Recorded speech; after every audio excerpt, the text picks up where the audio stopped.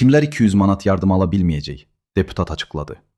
Milli Məclisin iqtisadçı deputatı Vüqar Bayramov, Prezident İlham Əliyevin az təminatlı ailələrə 200 manat birdəfəlik maddi yardım verilməsi ilə bağlı imzaladığı sərəncamın icra mexanizmlərinə aydınlıq gətirib.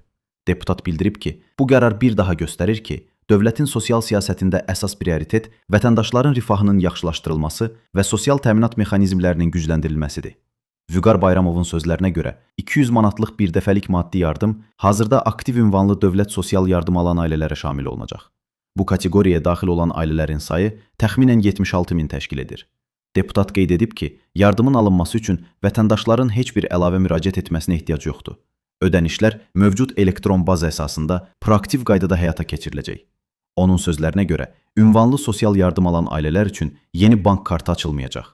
200 manatlıq vəsait artıq istifadə olunan mövcud kartlara köçürüləcək.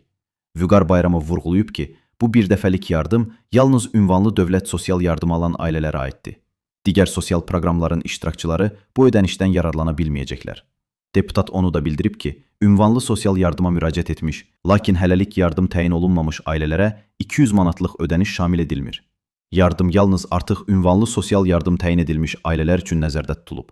Onun sözlərinə görə, sözügedən sərəncam bayram ərəfəsində az təminatlı ailələrin maddi durumuna əlavə dəstək məqsədi daşıyır və sosial həssas əhali qruplarının qorunmasına xidmət edir.